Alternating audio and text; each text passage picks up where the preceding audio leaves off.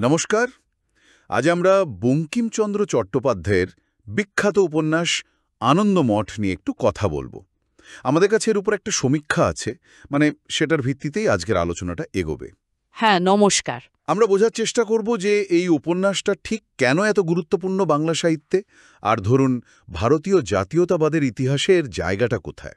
অবশ্যই।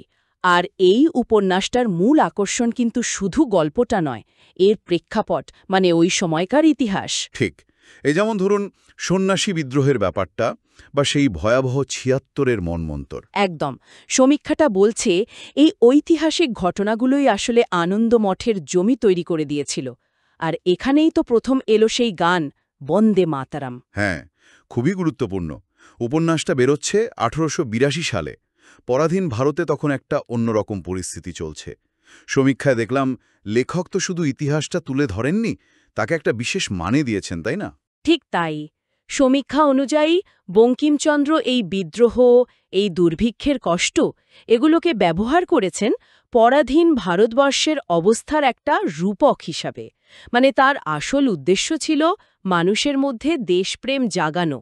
আর সেই উদ্দেশ্যেই কি ওই সন্তান সংঘের ধারণাটা এলো? হ্যাঁ, এই সন্তান সংঘ হল সেই সন্ন্যাসী যোদ্ধারা যারা মনে করে তারা ভারতমাতার সন্তান, আর তাদের জীবনের ব্রত হচ্ছে দেশকে মুক্ত করা। বুঝেছি।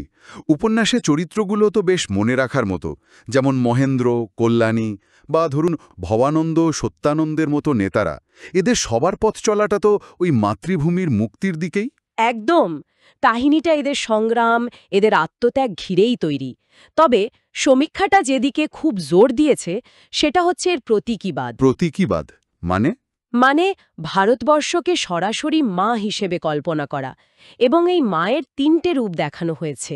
মা যা ছিলেন, জগদ্ধাত্রী; মা যা হয়েছেন, কালী; আর মা যা হবেন, অর্থাৎ দুর্গা। ও আচ্ছা, বেশ ইন্টারেস্টিং তো। হ্যাঁ, সমীক্ষা বলছে এই রূপান্তরটা আসলে একটা জাতির অন্ধকার থেকে আলোয় ফেরার যাত্রার প্রতীক। শুধু রাজনৈতিক মুক্তি নয়, একটা আত্মিক জাগরণের কথা বলা হচ্ছে। আর এই মায়ের ধারণা থেকেই কি তবে বন্দে মাতরম গানটা এলো? সমীক্ষায় এর কথা আছে নিশ্চয়ই। হ্যাঁ, বিশদভাবেই আছে।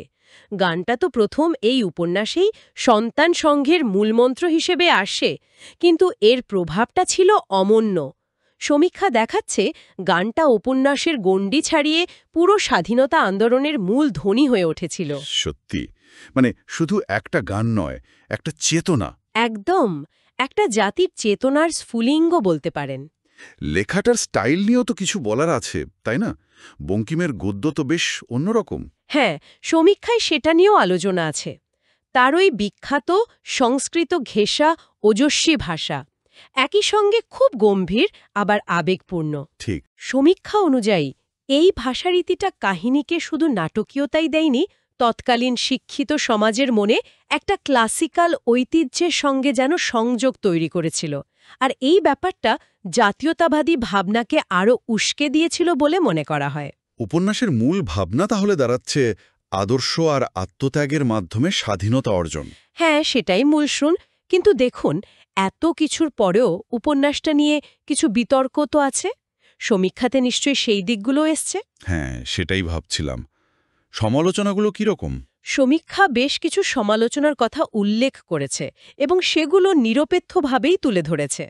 যেমন একটা বড় অভিযোগ হল উপন্যাসটা মূলত হিন্দু জাতীয়তাবাদের দৃষ্টিকোণ থেকে লেখা।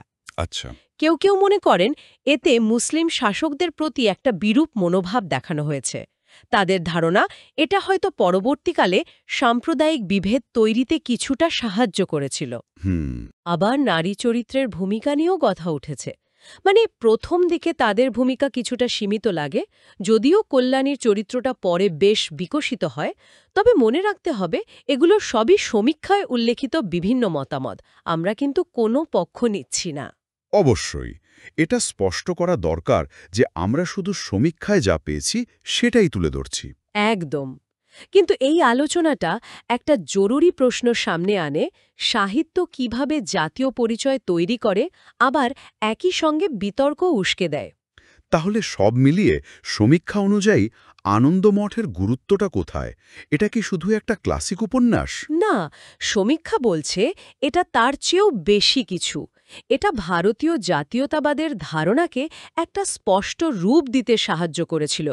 দেশপ্রেম, আত্মত্যাগ, একসঙ্গে লড়াই করা, এই ধারণাগুলোকে একটা প্রবল আবেগ দিয়েছিল এই লেখাটা। তার মানে বিতর্ক থাকা সত্ত্বেও এর ঐতিহাসিক আর সাংস্কৃতিক প্রভাবটা অস্বীকার করার উপায় নেই। একেবারেই না। তাহলে আজকের আলোচনায় আমরা দেখলাম আনন্দমঠের ঐতিহাসিক প্রেক্ষাপট, এর গভীর প্রতীকী মানে, বন্দে মাতরমের জন্ম আর তার প্রভাব, জাতীয়তাবাদী ভাবনার প্রকাশ, আর একই সঙ্গে এর সাথে জড়িয়ে থাকা কিছু বিতর্কিত দিকও। হ্যাঁ, সব দিকই উঠে এলো। শেষে শুধু একটা প্রশ্ন আমি শ্রোতাদের ভাবনার জন্য রেখে যেতে চাই। বলুন। আচ্ছা, একটা ঐতিহাসিক উপন্যাস যা একটা নির্দিষ্ট সময়ের প্রয়োজনে লেখা হয়েছিল, সময়ের সাথে সাথে তার অর্থ কি পাল্টায়? আনন্দমঠের মূল ভাবনাগুলো যেমন দেশপ্রেম, আত্মত্যাগ বা ধরুন জাতীয়তাবাদের যে জটিল দিকটা এতে আছে, আজকের দিনে দাঁড়িয়ে সেগুলোকে আমরা কিভাবে দেখব? সেগুলোর প্রাসঙ্গিকতা কি একই রকম আছে, নাকি অন্যভাবে বিচার করার জায়গা তৈরি হয়েছে? খুব ইন্টারেস্টিং প্রশ্ন। এটা নিয়ে অবশ্যই ভাবা যেতে পারে। আজ এখানেই শেষ করি তাহলে। হ্যাঁ, নিশ্চয়ই। ধন্যবাদ আপনাকে। ধন্যবাদ।